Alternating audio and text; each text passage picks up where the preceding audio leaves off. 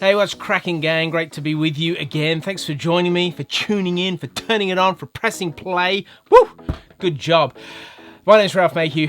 It's my delight today to talk to you about 7 habits I think will benefit every photographer out there. Now, some of you might be a bit beyond these, but most of these I think would really cause your photography to become more effective and enjoyable experience. These are things that I still do and that help me engage in this art. So let's get started. It's just not working. Gosh. Oh, it's so good. Check your gear before you go out. Every time I've got a shoot, whether it's going for a landscape or doing some astro or doing a headshot or doing some work for a client, I'll grab my bag, I'll pull it open and I'll realize I don't need that lens, I do need that lens. Where's my blower or my cloth? I've got that in there. Is my camera good to go? Is it in good nick? And we'll talk about that in just a minute. Is my strap there? Do I need my strap? Do I need some filters? Etc, etc. Really great practice to get into right from the get-go, right from when you get started. Anytime you go out, just open your bag. Is my gear that I need there? And am I carrying extra gear that I know I'm not going to need? You're not going to need a 50mm prime if you're going out shooting the stars, for example.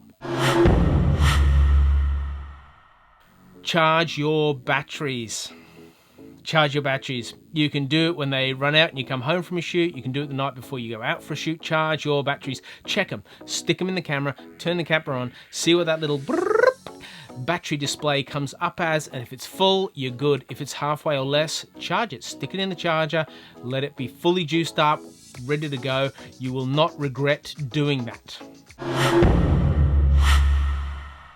Every time you come in from a shoot, when you finish your shoot, you come home, take your memory card out of your camera, put it in your computer, and take off all the images that you've taken and put them on your computer. They are safe there. All sorts of things can happen to your memory card when it's in your camera and you're out in the field doing your thing, right? You can drop your camera, you can flick a card out by accident, the card can corrupt. There's a number of different things that can go wrong. You can delete all your images without meaning to delete all your images. You can do all of that.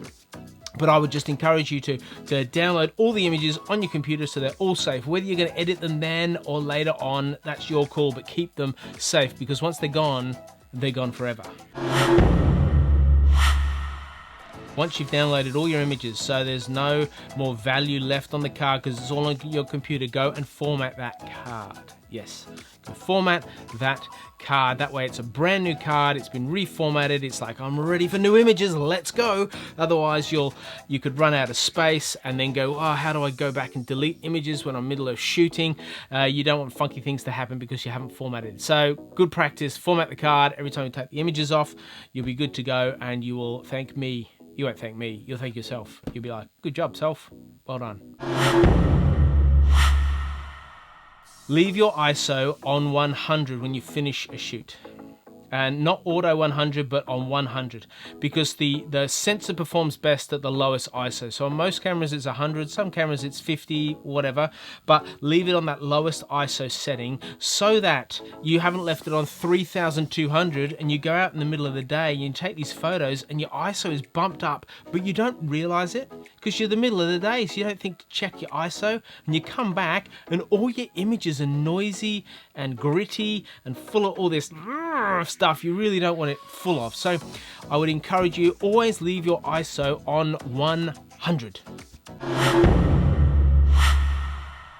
Leave your camera on auto setting.